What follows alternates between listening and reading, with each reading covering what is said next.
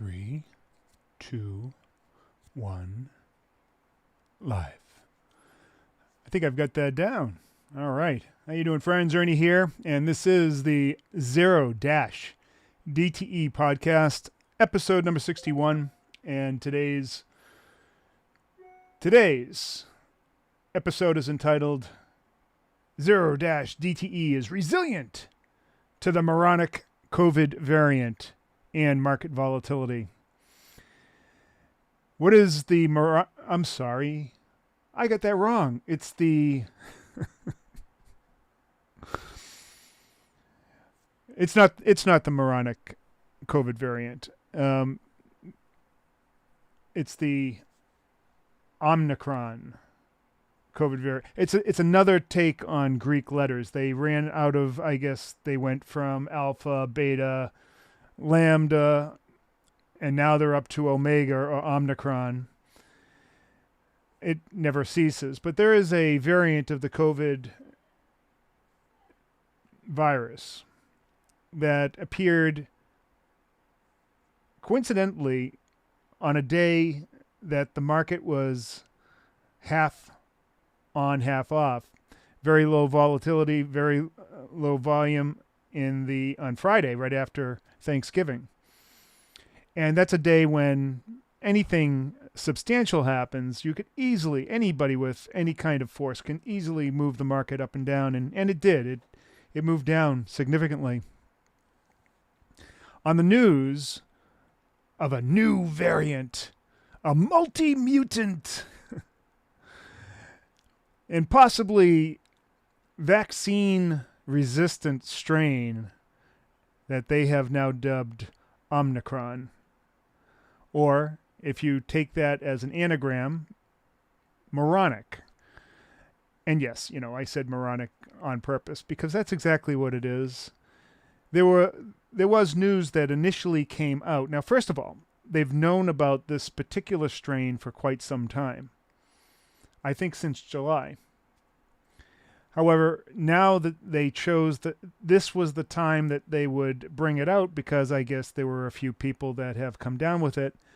And by all accounts, this particular variation, this variety, this variant, this mutation, multi-mutant, is quite harmless. Probably not much worse than the common cold. However, it is very transmissible. But it is the perfect thing to bring up, particularly with some of the things that might scare people, like multi-mutant, vaccine resistant, highly transmissible. All of these things are things that can bring up the ire in people and the fear. And of course, that is absolutely the point. There was really no reason to bring this up right now other than to move the market. Why did the market need to move? You've got to think, when things like this happen, when you know all the backstory, returning visitor. You know all the backstory, you know that that the virus or the variant has already existed for quite some time, and then it waits for this particular time when the market is most vulnerable, easiest to move. It's obviously what we would call in the business a false flag. Now, a doctor came out almost immediately saying that they've known about this for a while and it's really almost harmless. However, you have the news outlets that are trying to push this as, something potentially fearful, because that's basically how they get eyes on their site. They are more interested in creating a story than reporting a story. And in fact, often, not only will they embellish or add hyperbole to a story, but quite often they will literally make it up out of thin air. And for this reason, well, this is going to sound maybe political, but I believe that the press is the enemy of the people. However, they are not necessarily the enemy of the zero DTE trader, because this kind of volatility we welcome with open arms. I think that the world recognized that there was less to the story than there was. And even though the market moved dramatically on Friday, that move did not continue. And in fact, there's been a little bit of a rebound and it's been tempered. However, there are still outlets, and some of them not part of the mainstream media, like Goldman Sachs and others, at least small factions of these outlets that are trying to still push a story that will instill fear in people. So you have these competing forces. Some people want the market to be tempered. Some want it to come down. Some just want the air of fear out there so that they can benefit from that. And then others want to keep on pushing it up. So it's not like there's a grand conspiracy where, there's this malevolent force that's trying to squash the market or do something with the market. It's actually a conspiracy of many people trying to manipulate the market and push it in their direction. And quite frankly, this is not an unusual thing in the market. The idea that the market is being manipulated often is seen as a pejorative or something that is illegal. And in some cases it could be. But when people hear market manipulation, they think that, it's these evil people of power that are trying to subvert the market and have it do their bidding at the expense of the little guy, which also is true. But it's not like a concerted effort by just one entity. It is anybody that has any level of power or influence trying to manipulate the market. And quite frankly, I would say that if you, and I'm pointing at you, if you had the ability, you would also be trying to manipulate the market. You would not be playing nice. You would do whatever you could to push the market in your direction, in your way, or set up the kind of condition that you want so that you can maximize your profits. And, from that, understanding that is something that is innate, that not only you, the person who may castigate those or vilify those that would manipulate the market, you would also manipulate it if you had the opportunity.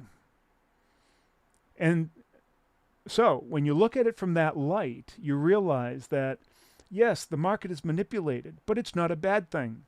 This is actually part of the discovery process.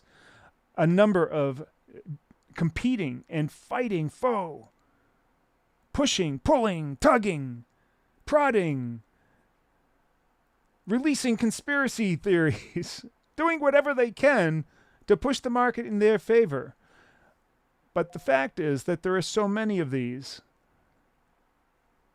at every strata, at every level, that it creates a market that actually works, that has some volatility. If we were all just sitting on our asses and giving a laissez-faire attitude to the market and just being passive, the market would never move. It would never move. And when it doesn't move, when there is no volatility, when there is nothing, no signal, it's just noise, the market dies. Nobody benefits. So I would say that things like the Moronic variant are actually quite beneficial to traders. Now, some traders, there's a level of volatility where they cannot handle. In fact, they cannot handle any kind of volatility because most traders are morons. And they're using things like technical analysis and other pseudoscience in order to try to predict market movement, which have virtually no edge. And they are the pawns of the market. They are the fodder for the people who have better tools, better understanding, and are able to manipulate the market. We need their money. We need them to contribute to our retirement funds. But from zero DTE's point of view, we need volatility too. Volatility is absolutely a necessity in our market. And it's kind of like the Goldilocks and the Three Bears story. We need to be in the Goldilocks zone. What is the Goldilocks zone? Well, if you remember, Goldilocks tried the porridge. One was too cold, one was too hot, and one was just right. Tried the bed. One was too soft, one was too hard, and one was just right. We need that Goldilocks zone in terms of volatility. We need enough volatility that we can find a signal, and from that volatility, from the implied volatility, create enough premium that we can sell and use our strategies to enact an edge from there. But too much volatility and things get chaotic. Now, the levels for us, if you were to equate that to the VIX, are between 17 and 34. That is what we would call the Goldilocks zone. Anything below 17 starts getting anemic and very difficult to distinguish between a signal and noise. When we start getting up into the 20s, mid-20s, upper 20s, things start really clicking. It is almost like you can't help but make money in that range. And for some people, that might seem completely outrageous, because on the S&P, when you're up in that range, you can have an expected move as much as 50 points. 50 points can be relatively significant. That in a market like this, that could be 1.25%, 1.5%, which is a significant move in the market. For most people, that is a very difficult market to trade. But as an option seller, where we can isolate price and then expose the volatility as premium, that is the ideal market. Once we start getting above that 34 level, things start getting chaotic again, and a little bit out of hand, and a little bit chancy. But to tell you the truth, as a option seller, I would prefer it to be at the high end outside of the Goldilocks zone than at the low end below the Goldilocks zone. Below, there is nothing. There is death. It's anemic, low blood pressure, to the point where you're just not getting any signal. It is virtually impossible to trade that. Not impossible, but very close to impossible. At least when you're in the upper ends of the zone and you've spiked because of some story or problem in the market, a crash or whatever it is, they are short-lived, and they tend to spike and then retract. And that retraction is actually very beneficial to the option seller. We call that vega negative, theta positive. That is when premium has expanded or has become overpriced, and we're able to sell it at this overpriced level with almost a certainty that we're not going to maintain that level, or very rarely do you maintain it. You usually spike and then come down in a stair-step fashion. When it comes down, that's when the volatility starts contracting. And if you've sold it, that contraction is equated to the premium flowing into your account. So ideally, the best situation would be a market that is trending up, normally, and then a quick but abrupt pullback that causes volatility to spike. Enter the trade there, purchase or sell premium at the bottom of that pullback, and then continue on its way in the previous trend. And when that happens, the volatility contracts. That is the ideal situation. But there are other situations that work just as well. Any kind of volatility or sustained volatility can sometimes work. And it really doesn't have to be super elevated. It's really relative volatility from where you start to where you go and where you end up. And I don't know if that makes sense, but that's generally what we're dealing with most of the time. Let's see, we have a question here.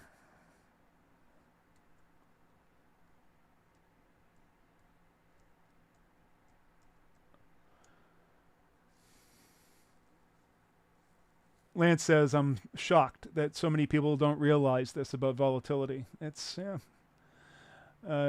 John says, I noticed on some days that the market drops after there has been a pre-market pop. Is there any science to this or just coincidence? Your thoughts? The market drops after a pre-market pop. Well, when you say a pre-market pop, you're living in the world of the U.S. market. You have to remember that the market is a continuous thing. That although there's the cash market during the the Eastern time between 9:30 and 4 o'clock, there's actually a continuous worldwide market that's going all the time. And in fact, our S&P, that's what we have futures for, so that we can play that market all the way through. And that pre-market pop is nothing more than another market or another predominant market where something is happening there. Now, it is less consequence to us U.S. traders because the size of those markets, namely that market that I'm talking about is the European market, is much smaller and has less impact. However, there are still many of the same international concerns that overlap that European market and the American market. And then the European market is still open when the American market is open until 11 o'clock in the morning.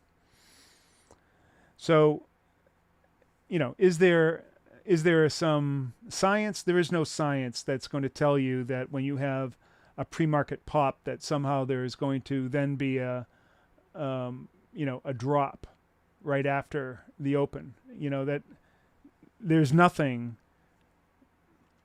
There is nothing endemic. There is nothing statistical that will say that a pre-market pop will precede a post-market drop. In fact, sometimes it may continue. In fact, considering the fact that,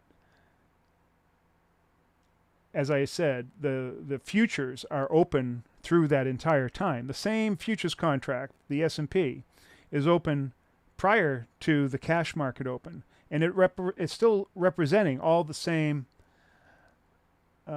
major concerns that are part of the U.S. market. They are international concerns, and they are affected across the globe. So just because we have that time frame at 9:30 when we transition into the U.S. market, all that really is just sort of opening the floodgate for a number of traders that do not have the ability to trade prior to that time frame. So that really if there is a drop after that, there's nothing specific about those markets opening that would cause that drop, or be statistical to the point where you could say that there's a sea change or anything. It's all continuous. It's just the players that you allow into the game at that time. Now, one could say that there are some that are bent to fade a move in the market. So if we open up the market, the cash market, and the previous close was lower, so we open up and we gap open, there are some people that have the idea or the notion that there is some statistical evidence behind fading a gap, or the idea that a gap must be filled. In other words, once we gap up, we must come back down and fill up that gap. Now, the gap is only in their world of a cash market that has a limited window. that gap doesn't exist in the futures market. It's a continuous thing. So for them, there might be some validity to that. It's kind of like the parable of the man in the cave that sees his shadow from a light from behind him, but he can never look behind him. So he only sees the shadow cast in front of him, and he has to discern what the world is like by looking at that shadow. It's the same way for people who are in the U.S. cash market. They do not see or understand the other markets that are overlapping or happen before or after, and they don't see that continuity. They see nothing but a gap, and to them that gap has some kind of meaning. They don't know what it is. It's just the shadow from the light behind them.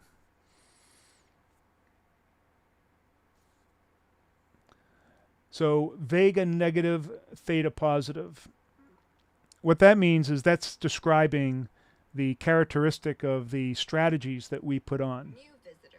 So vega is a measure. Think of vega and theta and delta and gamma as being controls or dashboard signals that will allow you to look at the nature of the behavior. Yeah, we're gonna turn this off. Sorry about that.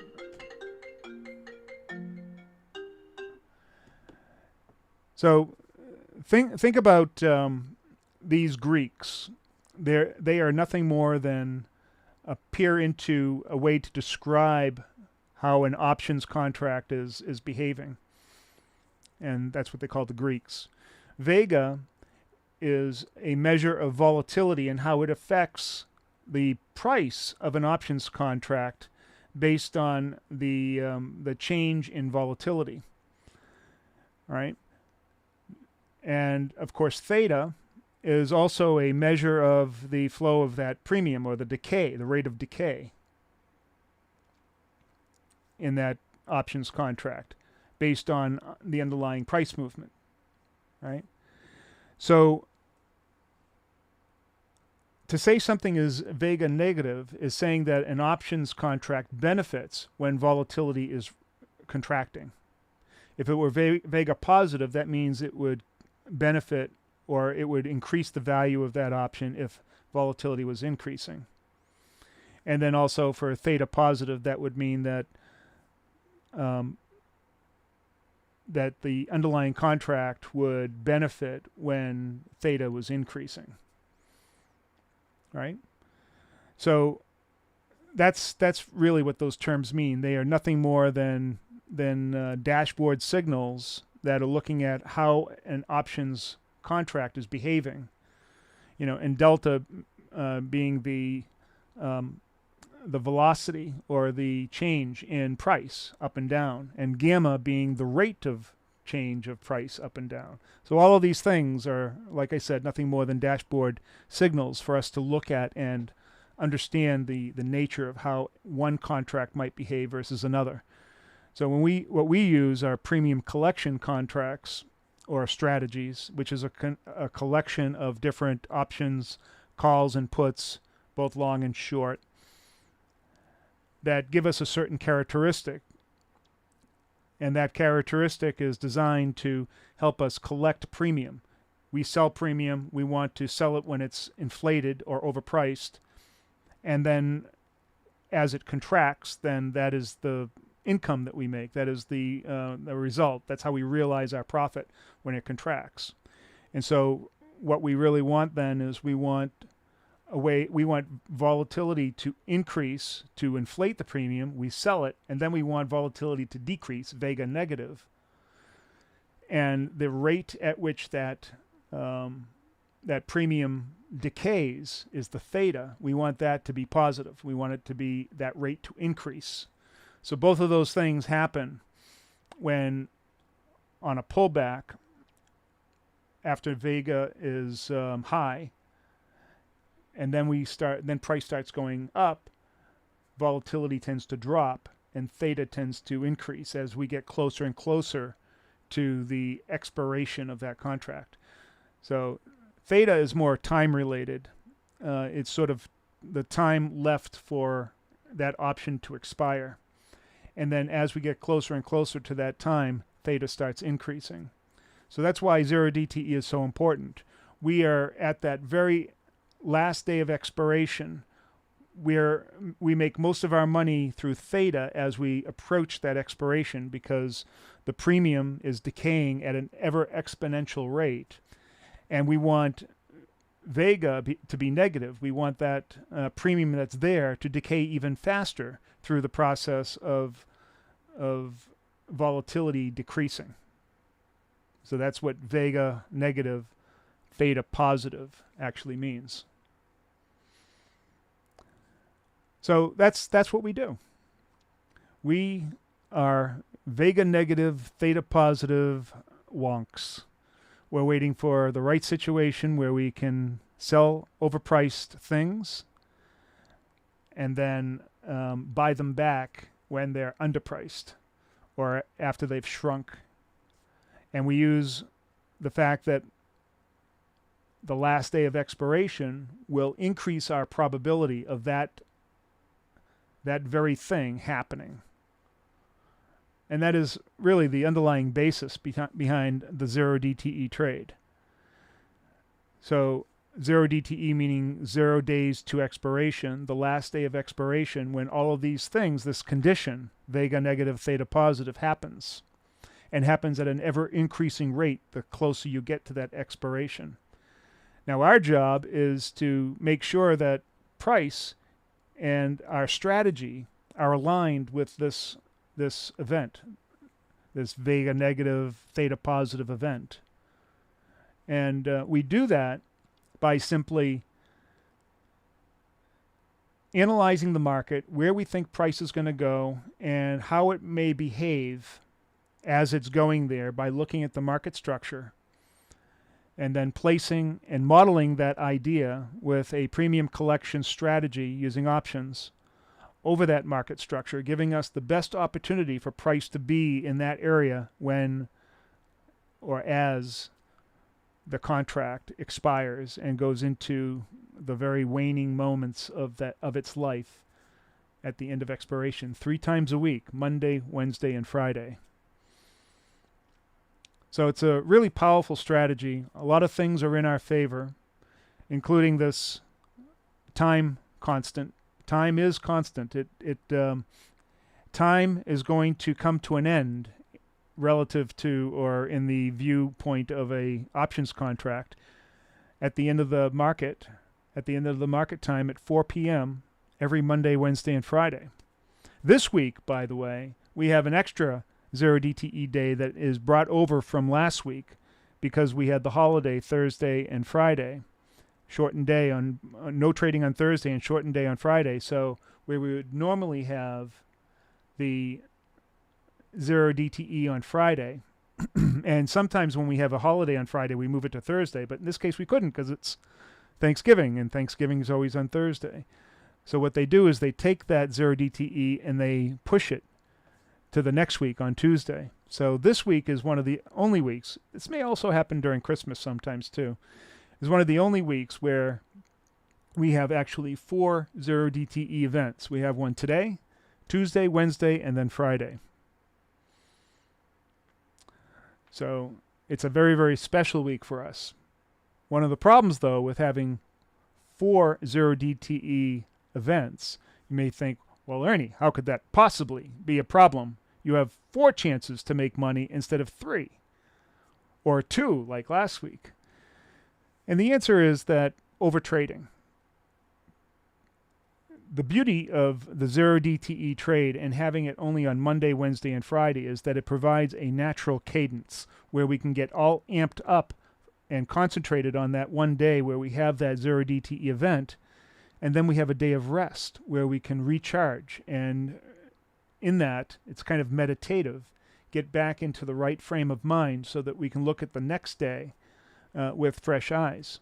When we have consecutive days like this, it doesn't allow us to do that. And I would expect that in the long run, if we had many of these consecutive days, that our performance would not be as good. And in fact, I think that this is one of the principal failings of people who day trade that want to trade every day. when they trade every day without having a natural cadence to their trading, without the ability to reflect or retrospect what they are doing, if they get into a tilt situation or a bad situation or bad choices, they tend to spill over to the next day and then amplify, and then they get into a constant spiraling down spiral into hell.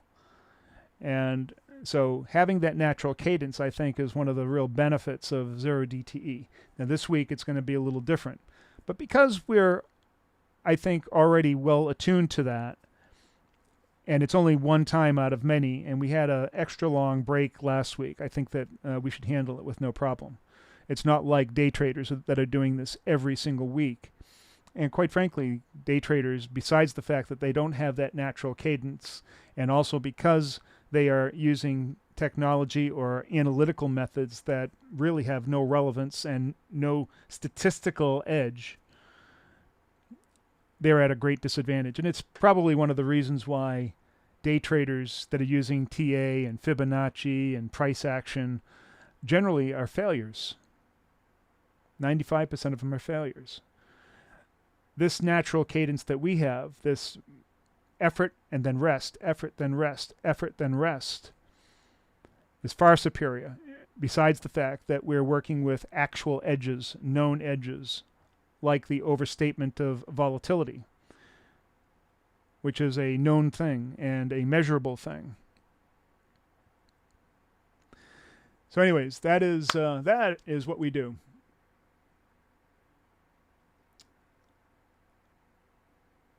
So we had another great zero DTE day today. It was probably somewhere between a 200 and 400% day, depending on when you got in, when you got out, how you managed your profits. Some people may have done better, some may have done worse. But all in all, it was a good zero DTE day, very low stress, very typical of zero DTE. Low stress, easy going, small risk, very large profit potential. And now the market is pulling back. We're good with that. We have a longer term trade where that pullback will actually benefit as well. So there you go.